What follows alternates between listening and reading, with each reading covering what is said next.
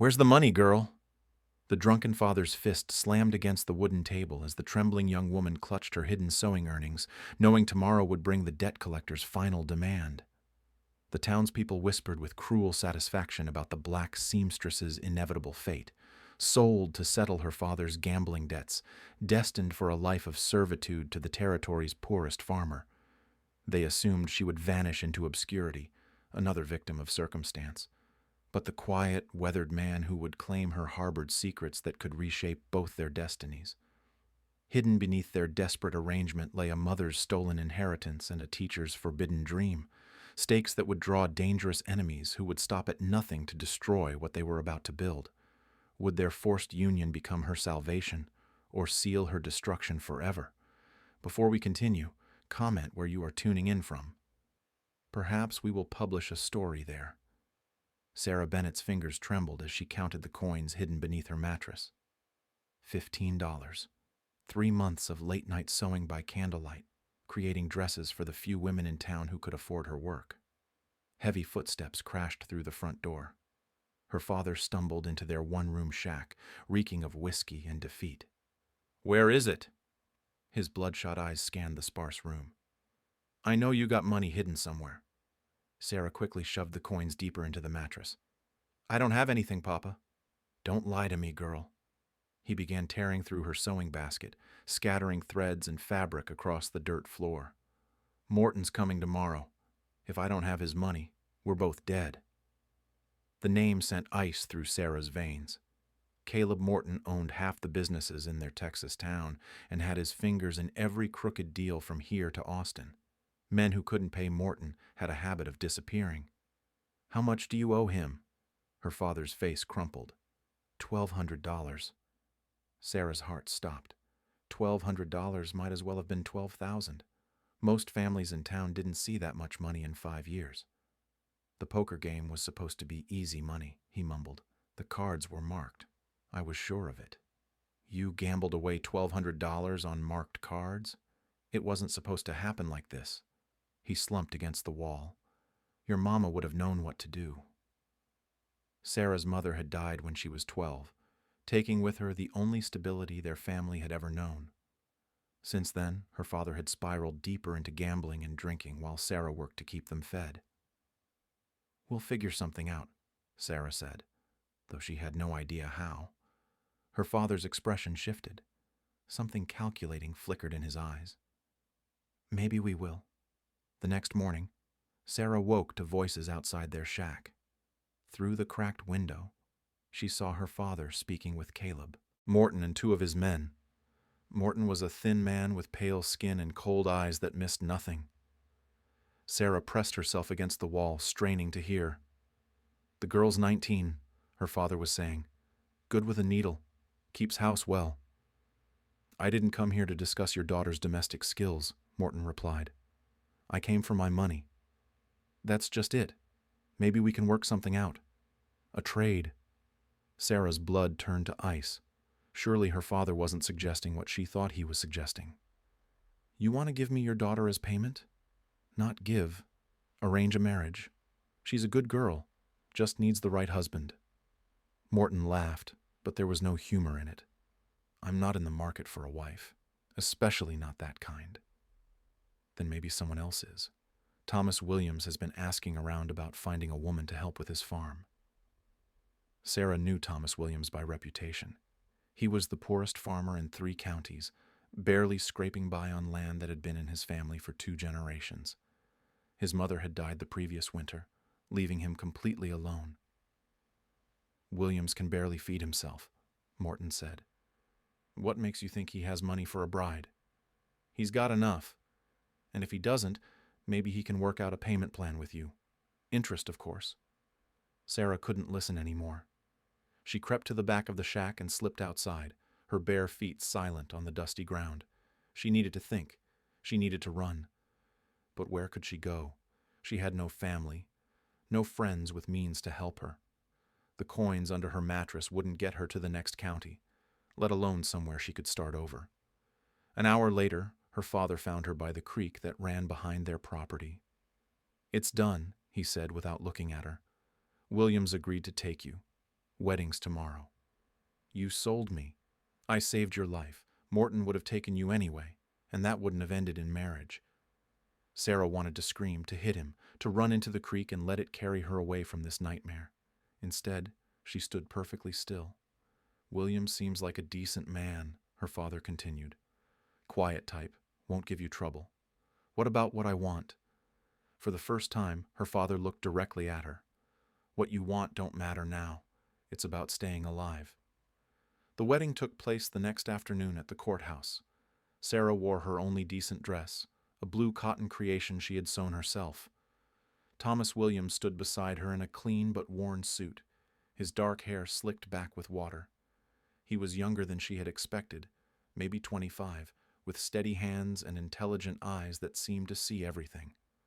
When the justice of the peace asked if he took her as his wife, he answered clearly. When the same question was posed to her, Sarah's voice came out as barely a whisper. The small crowd of onlookers watched with a mixture of curiosity and pity. She caught fragments of their whispered conversations. Poor girl. Williams got himself a bargain. Wonder how long before she runs off. After the brief ceremony, Thomas helped her into his wagon. Her few possessions fit into a single cloth bag. As they rode toward his farm, Sarah stared straight ahead, trying not to think about what awaited her. The sun was setting as they reached the small farmhouse that would now be her home. Thomas brought the wagon to a stop and climbed down, then offered his hand to help her down. Sarah hesitated. Once she stepped down from this wagon, her old life would be over completely. Thomas waited patiently, his hand extended, as the first stars appeared in the darkening sky.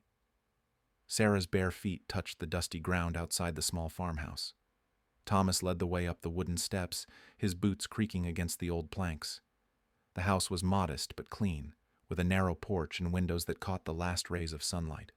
Inside, oil lamps cast warm light across simple furniture, a kitchen table, 2 chairs, a stone fireplace. Everything was orderly, as if someone had taken great care to make it presentable. Sarah's heart hammered against her ribs. She knew what came next. Every married woman in town had hinted at the duties expected on a wedding night. Her hands clenched into fists at her sides. Thomas moved toward a closed door at the far end of the main room. Sarah forced herself to follow, each step feeling like walking toward her execution. He stopped at the door and reached into his pocket. Instead of opening it immediately, he pulled out a small brass key and held it toward her. "This belongs to you now." Sarah stared at the key. "I don't understand." "The room. It's yours." Thomas's voice was steady, matter-of-fact. "I had it prepared for you." Sarah took the key with trembling fingers. The metal was warm from his pocket. She looked up at his face, searching for some trick or cruel joke, but found only patient sincerity.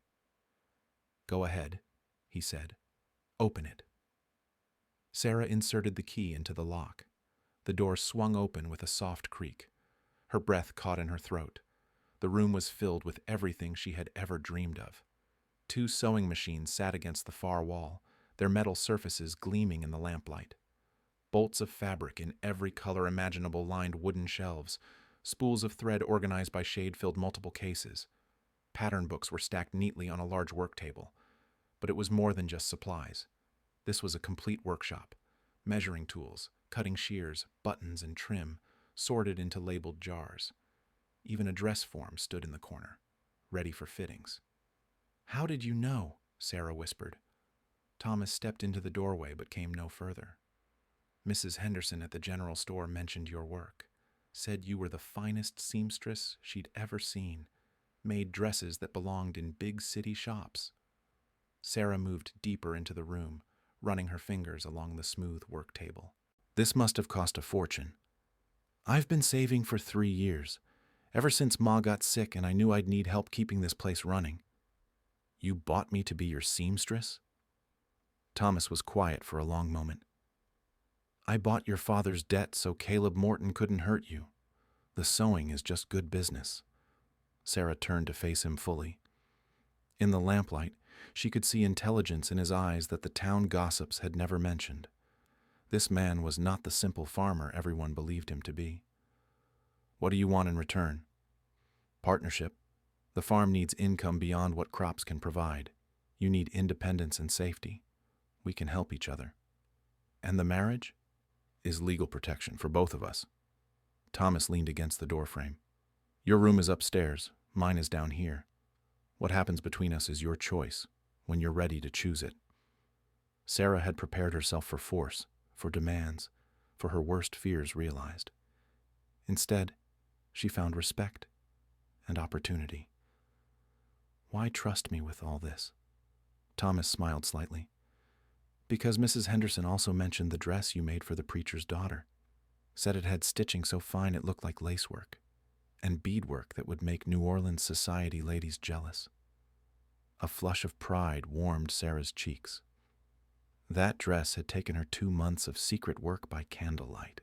She had taught herself the intricate beading technique by studying a torn gown that had belonged to a wealthy woman passing through town.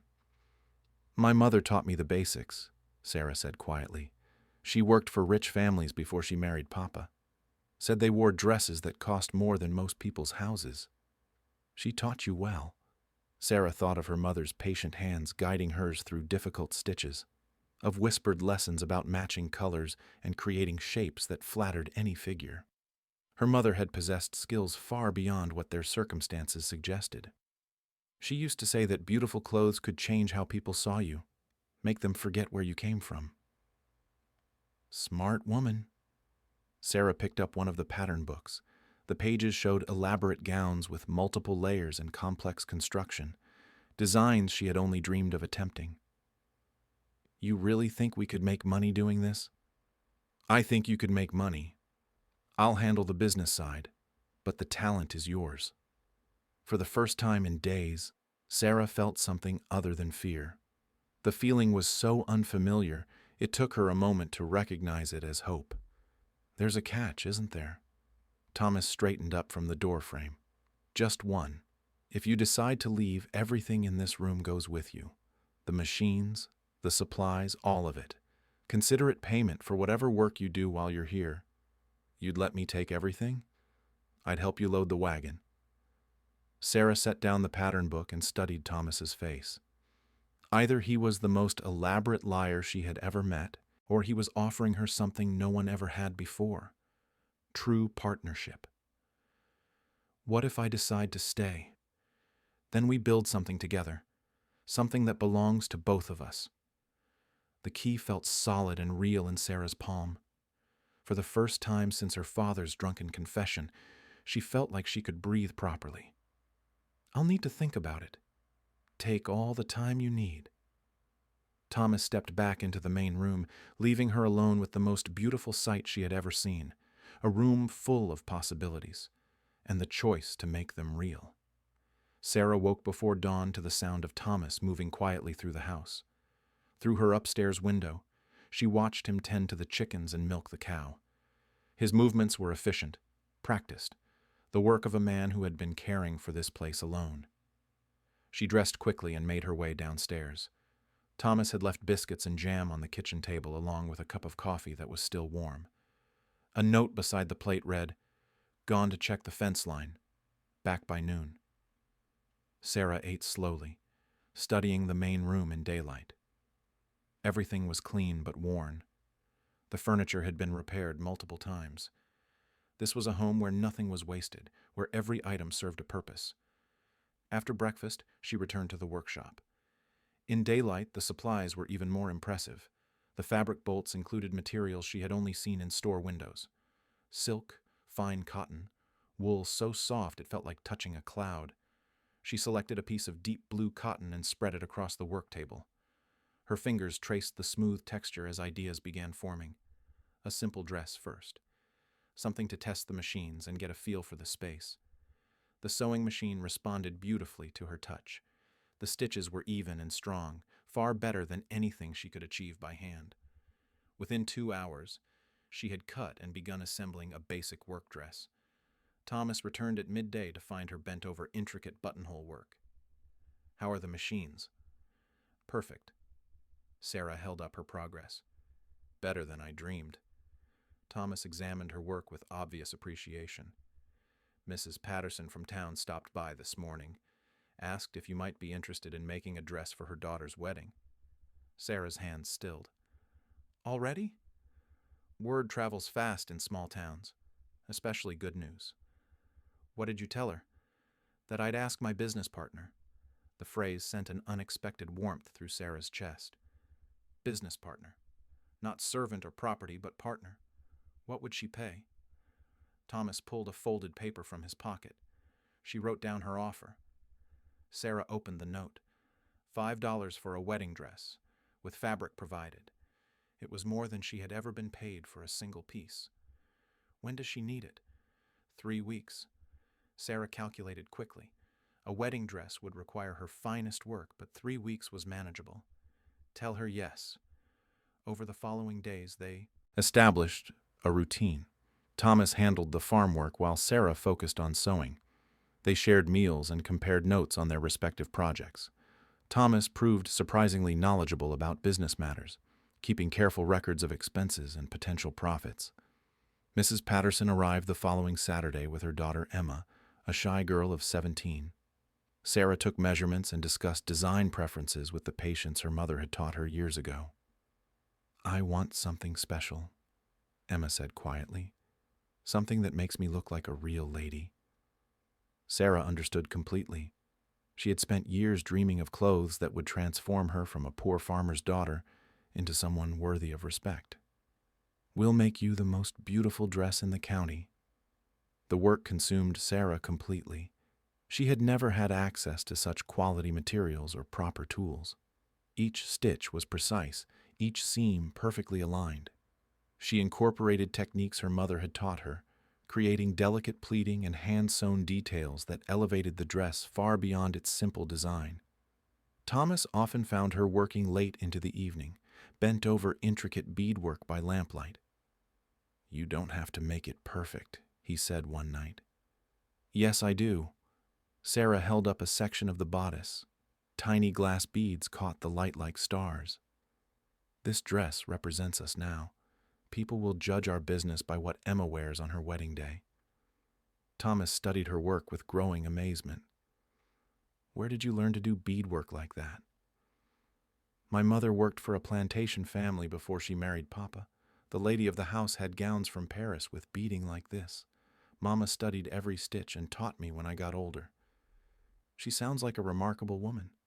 She was. Sarah's voice grew soft. She always said that skill was something no one could take away from you. That knowledge was the only real security. Smart advice. She died before she could teach me everything. I've been figuring out the rest on my own. Thomas was quiet for a moment. Maybe she taught you the most important part, which was how to keep learning. The night before Emma's fitting, Sarah finished the final details.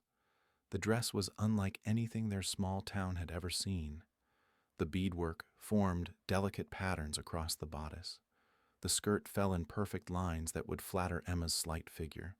Every element worked together to create something truly special. Emma arrived with her mother and 3 sisters. When Sarah brought out the completed dress, the room fell silent. Mrs. Patterson's hand flew to her mouth. My goodness. Emma touched the fabric with reverent fingers. It's the most beautiful thing I've ever seen. When Emma emerged from behind the changing screen, she was transformed. The shy farm girl had become an elegant young woman ready for the most important day of her life. How much do we owe you? Mrs. Patterson whispered. Sarah looked at Thomas, who nodded encouragingly. $5 as agreed. Mrs. Patterson counted out the money, then added $2 extra. For the beadwork. I've never seen anything like it.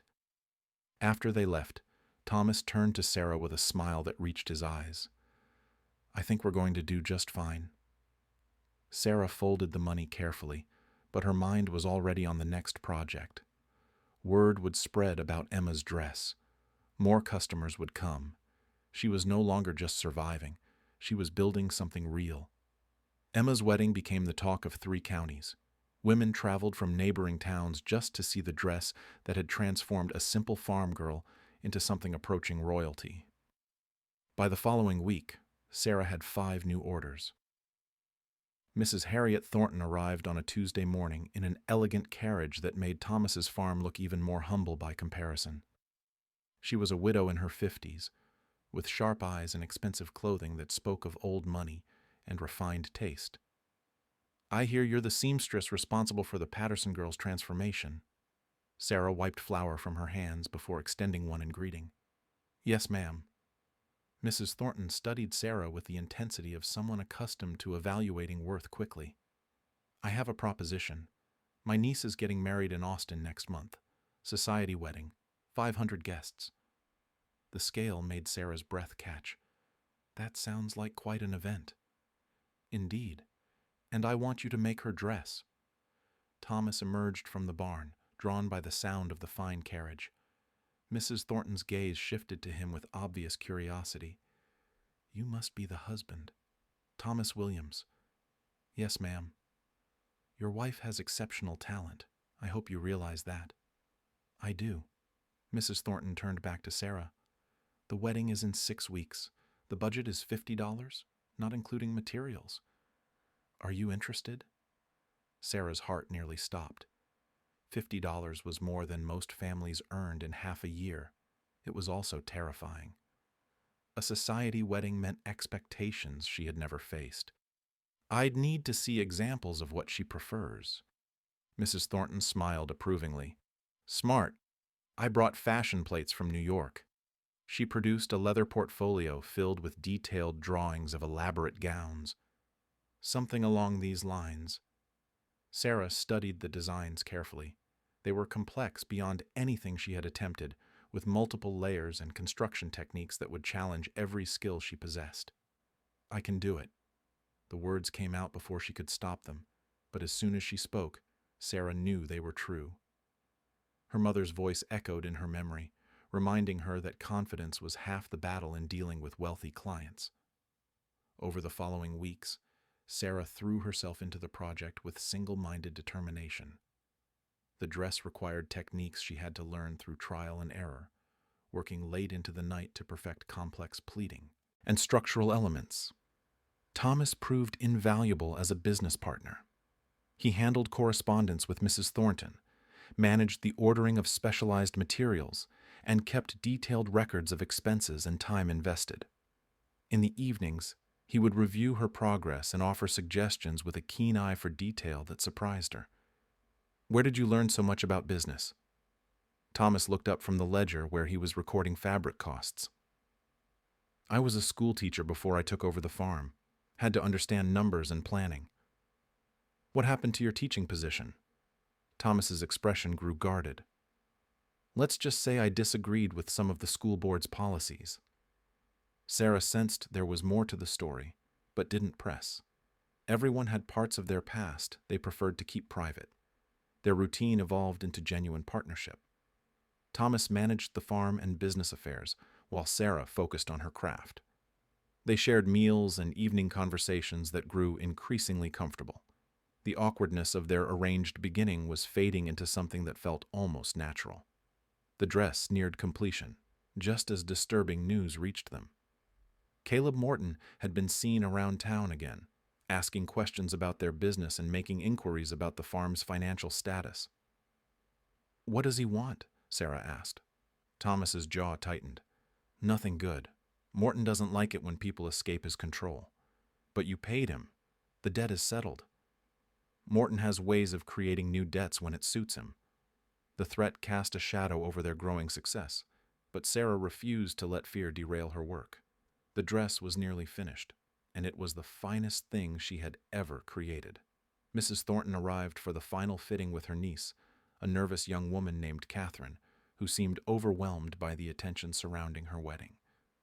When Catherine tried on the completed dress, the transformation was even more dramatic than Emma's had been. The gown was a masterpiece of construction and design, with beadwork that caught light like scattered diamonds and lines that created the illusion of perfect proportions. Mrs. Thornton walked slowly around her niece, examining every detail with the critical eye of someone accustomed to the finest workmanship. "Remarkable," she said finally. "This rivals anything I've seen from the best dressmakers in New York or Paris." Sarah felt a flush of pride that she tried to contain. "Thank you, ma'am. Where did you learn techniques like this?" "My mother taught me the foundations. The rest I developed through practice and observation." Mrs. Thornton counted out $50 in gold coins, then added another 10. "For exceptional work, deserving exceptional payment." After they left, Sarah and Thomas sat at their kitchen table staring at the small fortune spread before them. $60, Thomas said quietly. "More than the farm made last year." Sarah picked up one of the gold coins, feeling its weight. "My mother always said that beautiful work would find its own reward." She was right. But even as they celebrated their success, both were aware of the shadow that Morton's presence cast over their future. Success had made them visible, and visibility could be dangerous for people in their position. That night, as Sarah organized her workshop for the next day's projects, she found herself looking over her shoulder more often than usual. Prosperity was wonderful, but it also made them targets. The question was whether they were strong enough to protect what they had built together. The prosperity brought by Mrs. Thornton's commission transformed everything. Sarah's order book filled with requests from wealthy families across Texas. Thomas used their profits to expand the farm and purchase better equipment. For the first time in either of their lives, they went to bed without worrying about money. Their relationship evolved alongside their business success. The respectful partnership had deepened into genuine affection. Thomas still maintained his promise about separate rooms, but their evening conversations stretched longer. Sarah found herself looking forward to his return from town, to sharing news about her latest projects and hearing his thoughts on expanding their operations. Mrs. Thornton became an unofficial patron, referring wealthy clients and offering business advice that proved invaluable. Through her connections, Sarah received a commission that changed everything, creating an entire wardrobe for the governor's wife. "This could establish you as the premier dressmaker in Texas," Mrs. Thornton explained during one of her visits. "But it will require expanding your operation significantly." Thomas spread architectural drawings across their kitchen table. "I've been looking at properties in town. There's a building on Main Street that would be perfect for a proper dress shop." Sarah studied the plans with growing excitement. A real shop with large windows, fitting rooms, and space for multiple seamstresses. It represented everything she had dreamed of but never dared hope for. How much would it cost? "More than we have, but the bank is willing to extend a loan based on our current success." The idea of debt made Sarah nervous, but Thomas's confidence was reassuring. He had proven himself an astute business manager, turning their informal arrangement into a profitable enterprise through careful planning and smart investments. They applied for the loan together, presenting detailed financial records and projections that impressed even the skeptical bank manager. Walking out with approval felt like a victory that belonged to both of them equally. That night, Sarah made a decision that had been building for weeks. She knocked softly on Thomas's door. "Come in." She found him reading by lamplight, still fully dressed despite the late hour. "I wanted to thank you for everything." Thomas set down his book. "We've both worked for this success. You gave me the chance to work for it. No one else ever did that." Thomas's expression grew serious. "Sarah, there's something I need to tell you about why I lost my teaching position." Sarah settled into the chair across from his bed. "You don't have to explain anything." "I do." Thomas's voice was quiet but steady. "There was a student, a bright girl whose family had recently gained their freedom. The school board wanted to exclude her. I refused." The admission explained so much about Thomas's character. His insistence on treating Sarah as an equal partner, his respect for her intelligence and abilities.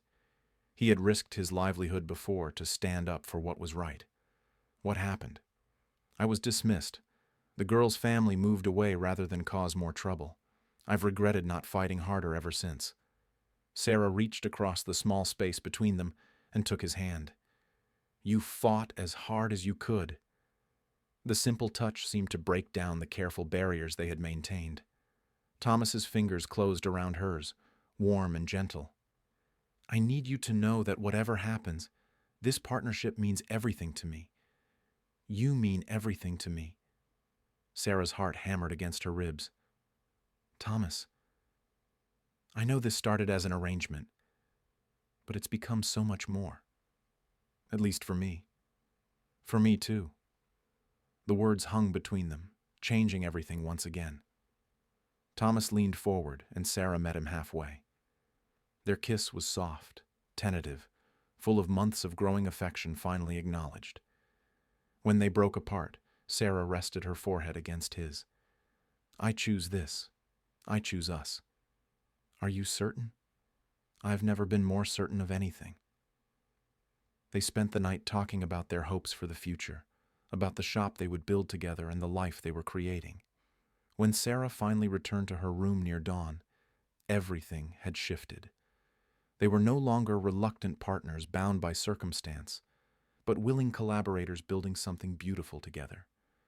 The next week brought devastating news. Caleb Morton appeared at their door with legal documents and 2 men Sarah didn't recognize. Mrs. Williams, Morton's cold smile made her skin crawl. Or should I say, Miss Bennett. What do you want, Morton? Thomas stepped protectively closer to Sarah. Morton produced an official-looking document. It seems there's been a legal oversight. The marriage that supposedly freed Miss Bennett from her father's debts may not be valid after all. Sarah's blood turned to ice. What are you talking about? Your father didn't have the legal authority to arrange your marriage. You see, your mother left you something in her will, property in town that makes you quite wealthy. Your father never had guardianship over you or your assets. Thomas snatched the document and scanned it quickly. His face went pale. Morton continued, with obvious satisfaction. Which means your marriage was entered into under false pretenses. Miss Bennett was never her father's property to trade away. What do you want? Sarah asked, though she already suspected the answer.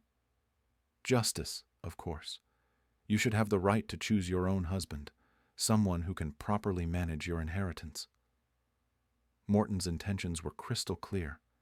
He wanted to nullify her marriage to Thomas and claim her valuable property for himself. The marriage stands, Thomas said firmly. Sarah chose to stay. Morton's smile widened. We'll let the courts decide that. I'm sure they'll be very interested in how you acquired your wife, Mr. Williams. After Morton left, Sarah and Thomas sat in stunned silence. Everything they had built together was suddenly at risk. There has to be a way to fight this, Sarah said. Thomas's expression was grim. Morton has money and influence. We have a love story that started with a debt payment. Then we'd better find help fast. Mrs. Thornton arrived at their farm before dawn the next morning, her usually composed demeanor replaced by urgent determination. I heard about Morton's latest scheme, she said without preamble. We need to act quickly. Sarah poured coffee with shaking hands. He says our marriage isn't legal. Morton's been planning this for months. I've been investigating his activities, and what I've discovered will shock you. Mrs. Thornton pulled out a thick folder of documents. Your mother's will was never properly probated. Your father forged several documents to hide your inheritance. Thomas leaned forward. What inheritance? 3 acres of prime commercial land right in the center of town, worth at least $2,000, possibly more as the town grows. Sarah's cup rattled against its saucer. Her mother had left her property worth more than most people saw in a lifetime. Morton wants to marry me to claim the land. Exactly, but he's made a critical error. Mrs. Thornton's eyes gleamed with satisfaction.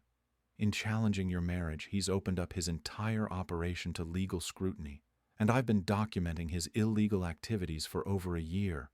She spread documents across the table, bank records, forged deeds, testimonies from Morton's previous victims. The evidence painted a picture of systematic fraud spanning years. He's been using the same scheme on multiple families, creating impossible debts, then seizing property through forced marriages or fraudulent foreclosures. Thomas studied the papers with growing amazement. How did you gather all this? Morton cheated my late husband in a land deal 20 years ago. I've been waiting for the right opportunity for justice.